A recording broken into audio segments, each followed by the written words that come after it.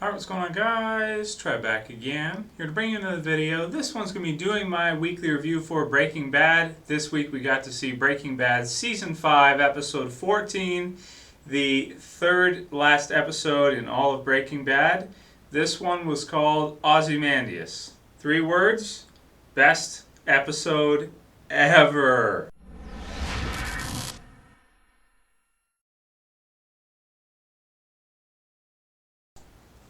Okay, so as always, my reviews do contain spoilers, so for anyone who has not seen Ozymandias yet, you're probably not going to want to watch this video because I'm going to spoil the heck out of it for you. I would say go ahead and watch Ozymandias first, and then once you're finished watching the episode, come back and watch this review. I just can't do a thorough review about this episode without spoiling it. I mean, there are so many crazy things that happen in this episode. This is, in my opinion, the best episode of any TV series I've ever seen. Honestly, it was. From the beginning to the end, it was completely enthralling. Where we left off last week with Tu Hajali, basically just getting to see the start of the gun battle between Gomez and Hank. And this week we, right off the bat, find out it wasn't really much of a battle. It was more like a slaughter. Oh man. Okay, so let's take it from the top. Right off the bat, we find out that Gomez and Hank, Gomez is blown apart. He's dead right off the bat. And then Hank has been shot in the leg and basically is down for the count as it is. Goes to crawl and reach for, I believe it was a shotgun or another gun, and essentially Jack stops him in the way. And then all kinds of crazy twists that nobody saw coming. At least I didn't see coming. I did a predictions video last week for this one, trying to do some predictions. Thought that Jesse would get away. It seemed for a little while like he was going to, and it played out really nicely. How Walt, passes out, falls down, and then sees him underneath the car, and or truck or whatever it was. Wow, I mean, that whole sequence from beginning all the way through, I mean, the whole episode, but especially that sequence, for example, was one of the high points. We kind of already knew, we kind of knew it was going to happen, but to see it play out, that part was fairly predictable in terms of what happened with Hank and Gomez. The nice call last week on Tu Hajali to Marie, letting her know that he had him and the whole bit, and everything seeming like like everything's good. And then, of course, as good as it seemed for them, it just became the exact opposite. This episode really does a lot of things for the show overall in the series, I think, in the long run. I think the coolest thing about this one is when you look back to Jesse's warning that he was telling Hank, which is basically that Mr. White is the devil, and that no matter how you have it figured out, or you think you've got it figured out, or you think you have it won, you don't. And that was just really, really nice foreshadowing and nice writing from the writers. And wow, thinking back to him saying that now and everything, and all the episodes and how they all have come together at this point with all the different characters that we've kind of seen, it just feels so well written all around. I mean, this episode, for every character, is in character. Nothing is contrived. Nothing is feels unnatural, for the story. Every character's reaction feels normal, because to Jack, Hank is just some other guy. To us, the viewer, and to Walt, of course, and Marie and Skyler, he's, one of the most important people in their lives. But to Jack, professional hitman, not even just a professional hitman, but a leader of like a hitman crew, he's not going to think twice about it. He's going to see the guy's a cop, and he's going to know right off the bat, it doesn't matter, he's got to die. Now, what I was really surprised about was the fact that Walt let it slip that he had $80 million in the bins very close by. That was an interesting twist that I definitely didn't see coming. I didn't see him giving up that information. And I also didn't, I guess it is within character then for Jack to go ahead and say, okay, well, I'm taking the money and I'll leave you one barrel. It really, to Walt, okay. Really, one barrel, $11 million or $80 million. Once you get over $1 million or a couple $1,000,000, after that point, as long as you're decent with money, it doesn't matter anyway. But still, he did rob him. And he made him shake hands for robbing him as well, letting him know that if he wouldn't, they could go the other way, meaning they could just kill Walt and bury him with the other two, and kill Jesse too, and away they go. Or actually, they'd probably keep him. It was funny that right away, as soon as Todd sees him, he's like, "Oh, yeah, we should probably bring him back for find out what he told the cops and everything." Just a meth Damon, man. Just an absolute meth Damon. The whole thing, it's like those guys. Jack's whole crew they've got it all figured out. They've got this down to like a science, dealing with these types of situations, almost to the point where it doesn't even rattle them. And they don't even, like, with Walt, for example, he talks too much, he says too many things, he let the cat out of the bag about the money, but all of Jack's crew is like really calm, well, until they found the money, but they don't say a whole lot. They're really, calm and kosher and everything like that, and they just take care of all these things like it's nothing. Even the part with having Jesse all, basically tied up, essentially, to work for Todd, basically to help him cook.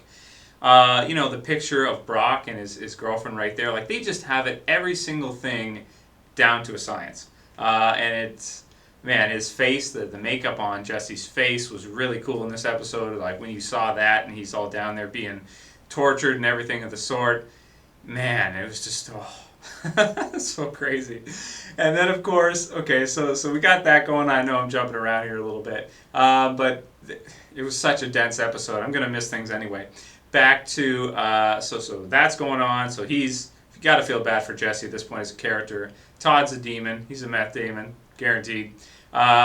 Jack's an evil dude. I mean, he's got a Nazi tattoo on his freaking hand. I mean, of course, we already knew he was from the first time we met him in the show. I think it was nice how they worked him into the end of it to have him sort of become the big bad, because it's kind of funny that he's in the business of killing people, and that right there, when it comes to the meth business and the business of killing people, like, drug dealers and professional hitmen crews, the two go hand in hand. The money is there, and, the enforcers are there, so, it just goes, so it all really came in really smoothly, those characters and how they've come into the end.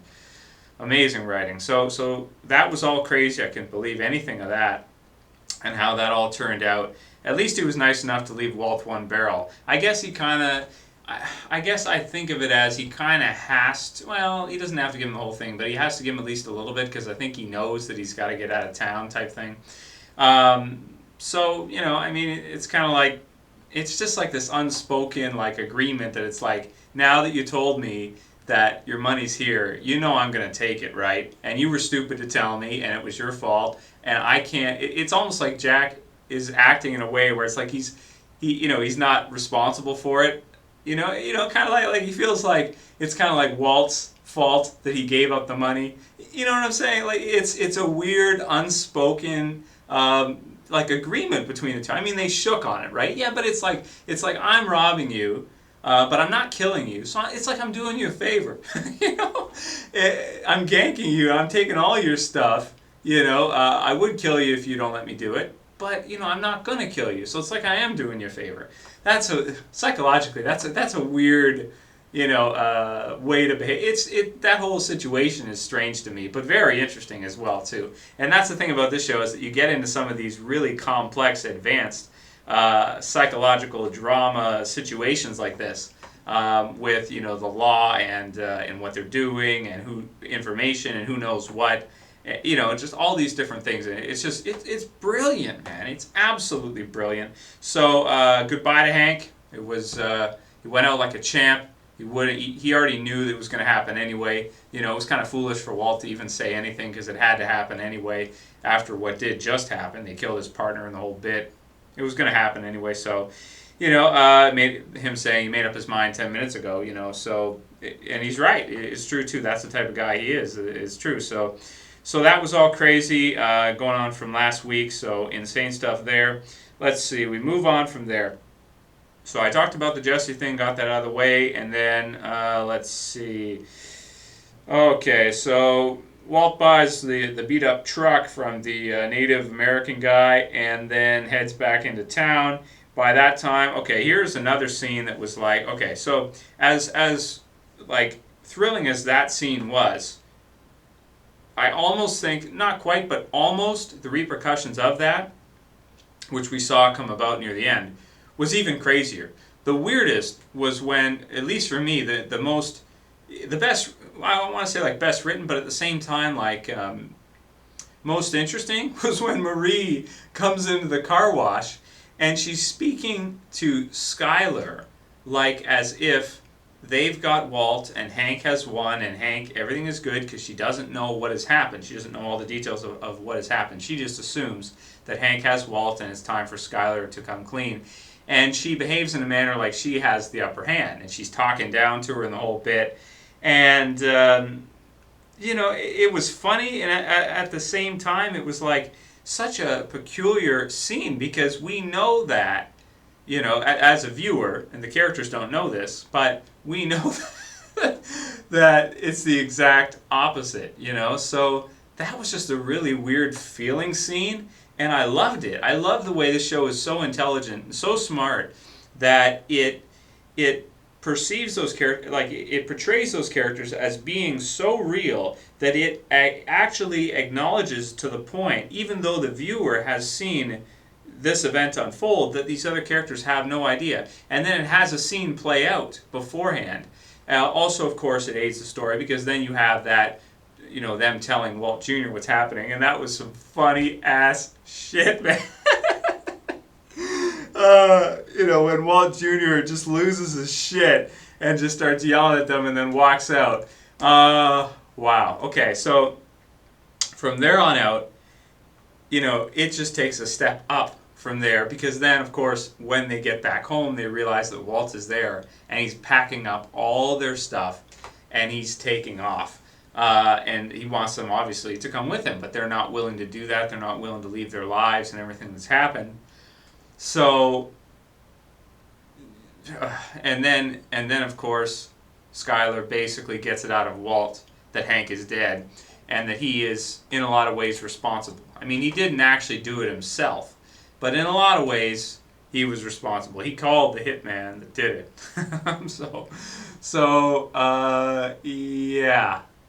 Yeah. So that scene. Okay, so then she picks up the butcher knife. And she comes at him and straight up, cuts up his hand. At that moment, to me, was like, what the hell is happening here? Like, this is the craziest episode I've ever seen of a TV series ever. It's like all these events are just coming crashing down around Walt. You want to talk about a bad day? Now that's a bad day. But the thing about it, it was a long time coming, and every reaction any character has had is within character. Skyler picking up a butcher knife, for example, and slashing at Walt is not the same as, like, I don't know, Marge Simpson from The Simpsons doing that to Homer. Because we know that Skyler sometimes loses her shit. She just loses it. She goes crazy sometimes. We've seen it many times before. It's completely within character that she would do that. I mean, we have scenes with her walking, and the whole thing with her and Ted. I mean, she's not the best at handling these types of things. She's known to, go off the deep end a bit here and there. So, so this one, it really felt legit, because it's like, yeah, she was really, really close to Hank. That's Marie's husband. She's unstable to begin with. She doesn't know what the hell is going on. He's basically ruined their family. So, yeah, I mean, the whole thing fits in character perfectly. So she slashes at him, she attacks him. He takes the knife away from her eventually, and then as he's doing it, Walt Jr. gets a headlock in there, gets involved. He goes tumbling down, and then he as a character gets involved, and he's a character that's always been pushed into the background. He's a character that's never really had hardly anything in the series to to do with the whole, obviously he didn't know about the whole drug thing, what was going on. So he's never been a character in the series to interact with our story in that manner. In this episode, of course, he calls the police on Walt, just like out of nowhere. Tells him that Walt attacked his mom, which is also a lie, because she technically attacked him. And like, just it's just like, I can't believe what I'm seeing. So then there's that. Walt takes off and he grabs the baby. He grabs Holly. Wow. Then Skyler chases after him, and I could not help laughing when she did it. I know that's sick, but I couldn't, because it's like she's running after him, she's screaming the whole bit. Oh man. I'm at a loss for words with a lot of things in this episode. That is definitely one of them.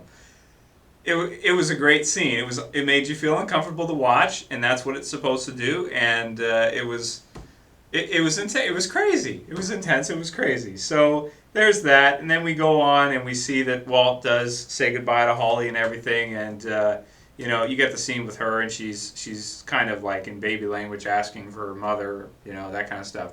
So he gives the baby back, which is good, because remember, he's not totally evil. He's not going to just, take the baby and just, peace out, leave them and go into the whole Saul's special friend disappearing act with the baby. I don't even know if they would take babies. So he gives the baby back, which is the right thing to do. And then we pretty much end the episode with him. First he yells at Skyler for a while, right? Gives her a good ear bashing for being such an idiot. And then after the whole thing is said and done, he gets in the little, minivan, and he is gone, baby gone. So all in all, so there's the plot of the episode, and all in all, I would have to say that this is the best episode of Breaking Bad by far. Probably, the best episode. I think personally the best episode I've ever seen of a TV show. I don't know how I could give this anything other than a perfect score, a 10 out of 10. I mean, you could go even higher than that you could go like 11 out of 10, but that doesn't make sense. It's a 10 out of 10. It's a perfect episode. It's the best episode I've ever seen of anything. And man, I absolutely loved this episode of Breaking Bad. This was like a series finale. We get a couple more episodes. Like we have 2 left still. So it's not technically the series finale, but this was the climax for all of Breaking Bad, and it lived up to its reputation. It lived up to the hype. It didn't let down. It was basically like watching one of the best movies you've ever seen, except it was a TV show. And we've had 5 seasons building up to this episode when all of these things come together and come crashing down and just go nuts. Everything that Walt's done along the way, everything he's done, all comes down to now, and it's just, wow, it is absolutely insane to see this episode. And for anyone who's watched the show, I want to hear what you guys thought about the episode. I really don't have much else to say about it other than it was the greatest episode I've ever seen of a series. Bar none, the best. The best written, the best built up, the most thrilling, the most show changing or I guess plot changing or altering events. It just took all the characters and it just flipped them on their head.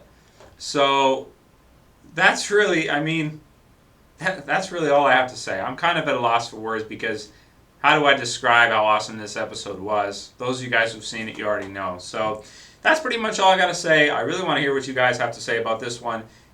Is there anyone out there this wasn't your favorite episode of Breaking Bad? Please let me know. Everyone else, who I assume is probably going to be the majority, will think probably this is the best episode, because I personally think it is. And definitely it was worth the wait of the season. We've had a couple episodes here and there in the season. It's been a great season, but there's been a couple episodes that were a little slower paced, but they just built up to the best climax I've seen, and This show is amazing. I miss it already, even though there's only 2 episodes left. Or I mean, even though it's not done yet. So anyway, I'll call it here. That's it for this video, guys. I'll see you for the next one. This is Trev, and I'm saying peace. Well, I'll probably do a predictions video for next week's episode, even though it's going to be hard to predict, but I might do it anyway. Anyway, later, guys. Peace.